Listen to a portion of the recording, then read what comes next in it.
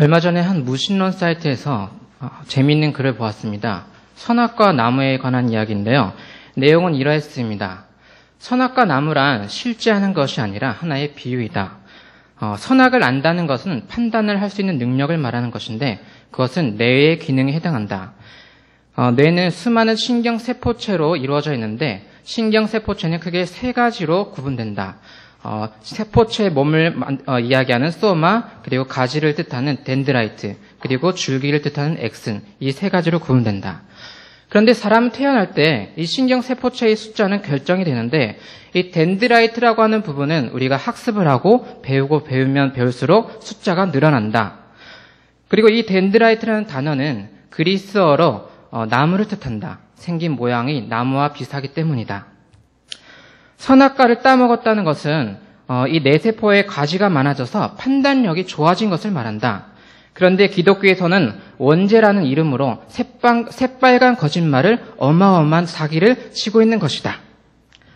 자, 이 글을 쓰신 분을 여러분이 만난다면 여러분은 뭐라고 대답을 하겠습니까? 선악과 나무란 실제가 아니고 하나의 비유이다. 이 말씀이 쓰여진 것은 더 큰 근본적인 이유가 있다는 것은 한쪽으로는 타당한 이유가 있어 보입니다. 하지만 선악과 나무를 그 자체를 지성이라고 동일화시키는 것은 분명히 논리적인 비약이지요. 왜 이런 결론이 나왔을까요? 그것은 이 성경이 3000년 전에 기록된 이 성경 말씀이 어떻게 기록되었는지에 대한 역사적인 배경의 지식이 부재하기 때문입니다. 아브라함부터 시작된 히브리 민족은 참 오랜 역사를 가지고 있습니다. 하나님의 백성으로 훈련되어지는 과정은 때때로 고된 훈련이 필요했습니다. 연단의 시간이 필요했죠. 이집트에서는 400년의 노예 생활을 했죠. 그리고 모세를 통해서 출애굽을 한 후에 그들의 삶은 어땠습니까? 사사기에서부터 시작해서 왕정시대에 이르기까지 사람들은 반복해서 죄를 지었습니다. 그들이 죄를 짓고 하나님 앞에 큰 시험을 당할 때 그들이 힘으로는 어떻게 할 수 없는 그 지경에 가서야 하나님께 도와달라고 기도했습니다. 우리 하나님은 그때마다 그들에게 구원의 손길을 내밀었죠. 오늘 본문은 이러한 히브리 민족의 굉장히 오래된 경험이 담겨있는 투철한 고백입니다. 자, 3000년 전에 기록된 이 선악과 나무 이야기가 여러분에게는 무슨 의미입니까?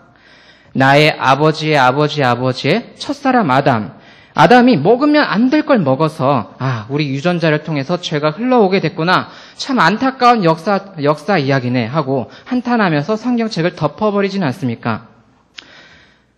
우리 원죄는 우리가 평상시 죄라고 생각했을 때 떠오르는 여러 가지 도덕적인 범죄 행위와는 조금 의미가 다릅니다.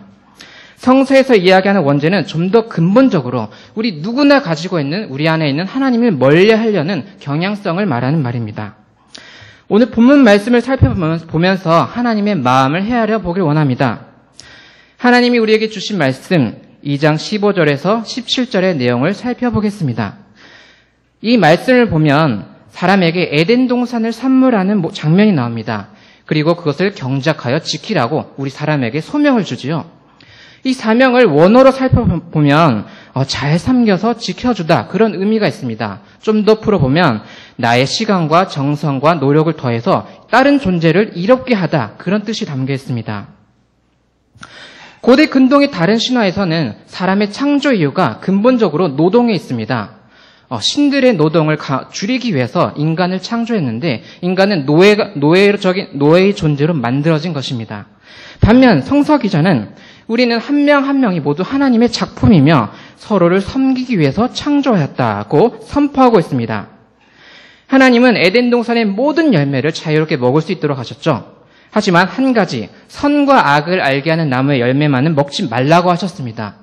선은 히브리어로 토브라고 하고 악은 라라고 합니다. 토브는 나에게 선한 것, 좋은 것, 이로운 것을 뜻하고요. 라는 반대로 나에게 해로운 것, 나를 해치는 것, 나에게 뭔가 방해하는 것을 라라고 합니다. 자, 그렇다면 선악과를 먹었다는 표현은 어떤 의미일까요?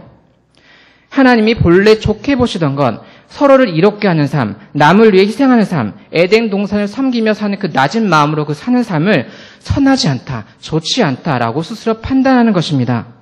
나에게 이득이 되는 것, 나를 높여주는 것은 토부, 좋다. 그렇지만 나에게 해가 되는 것, 나의 길에 방해가 되는 것은 라, 싫다. 이렇게 판단하는 것이죠. 이렇게 사람은 누구나 나 중심적인 삶을 살아가는 연약한 존재임을 고발하는 것이 바로 오늘 선악과 본문의 이야기입니다. 이 세계의 모든 갈등의 시작점은 어디에 있습니까? 국가 간의 전쟁뿐만 아니라 사람 간의, 우리 친구들 간의 말다툼, 그 모든 것들의 뿌리에는 뭐가 있습니까? 바로 나에게 좋은 것이 선한 것이다라는 자기 중심적인 사고에서 기원하는 것이 아니겠습니까? 하나님이 아름답게 창조한 한 명 한 명의 사람을 보고 이 사람은 나와 뜻이 맞아. 이 사람은 나에게 도움이 돼. 좋은 사람, 토부. 이 사람은 나와 생각이 달라. 나의 앞길에 방해가 돼. 나쁜 사람, 라고 우리가 함부로 정지하고 있지는 않습니까? 다음으로 하나님이 우리에게 주신 말씀 3장 1절에서 7절의 내용을 살펴보겠습니다. 3장에 들어가면 간교한 짐승이라는 뱀이 등장하죠.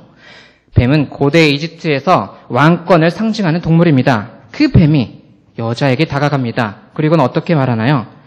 하나님이 정말로 동산 모든 나무의 열매를 먹지 말라고 하셨니? 자, 하나님은 앞장 2장에서 뭐라고 말씀하셨습니까? 너네 동산 모든 나무의 열매는 먹어도 되는데 단 한 가지 선과 악을 알게 하는 나무의 열매는 먹지 말라고 하셨습니다.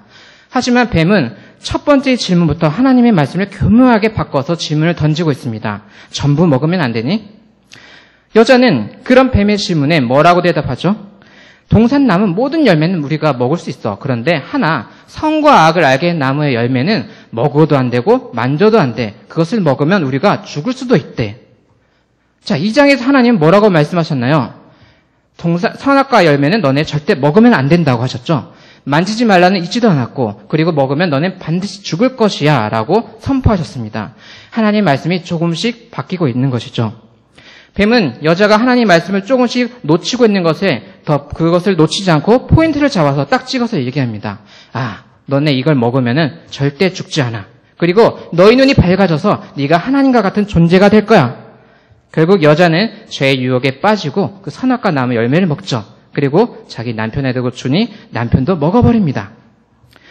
고대 세계에서 한 나라의 왕은 항상 신의 대리자 혹은 신 그 자체였습니다. 따라서 백성은 왕의 명령을 듣는 것이 신의 명령을 따르는 것이 되겠죠. 사람들이 이렇게 모이다 보면 한 공동체가 만들어지는데 이 사람들이 숫자가 많아지다 보면 한 명의 대표자에게 많은 권력이 모이게 됩니다. 그때마다 일어나는 현상은 그 대표자 한 명의 신격화 현상입니다. 한 사람의 존재가 신과 같은 존재가 되는 것이죠. 뱀이 선악과를 먹으라고 하와에게 유혹하는 그 장면에서 그 던지는 말이 바로 네가 하나님과 같이 될 수 있을 거야 라는 신격화의 거짓말입니다. 노예 생활과 포로 생활을 오래 했던 히브리 민족은 사람이 신과 같은 존재가 된다는 것이 얼마나 무서운 일인지를 뼛속 깊이 경험하였습니다. 사람 자체가 모두 선한 피조물이라는 것이 그들의 신앙 고백인데요. 이 성경 말씀과 달리 당시에 있는 제국들의 왕들은 어땠습니까?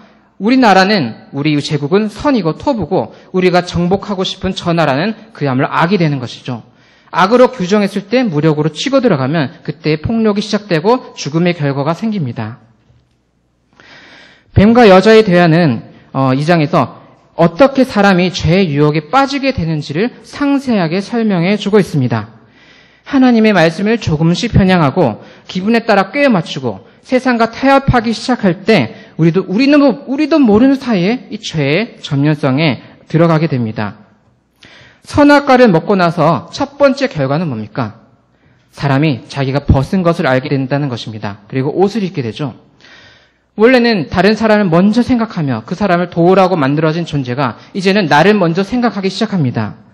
그러함으로 가장 가까운, 가장 사랑하는 두 사람 간의 관계가 시작부터 깨어지기 시작하는 것이죠. 한 신학교에서 강의 시간에 교수님이 이렇게 물었습니다. 여러분, 예수님은 누가 죽였습니까? 라고 묻자 학생들이 서로 수근수근대면서 서로 이야기하기 시작합니다. 누가 선뜻 손을 들지 못하고 있을 때 한 여학생이 자신감 있게 손을 들어 말합니다. 교수님이 지목하자 그 여학생이 대답합니다. 어른인 남자들입니다.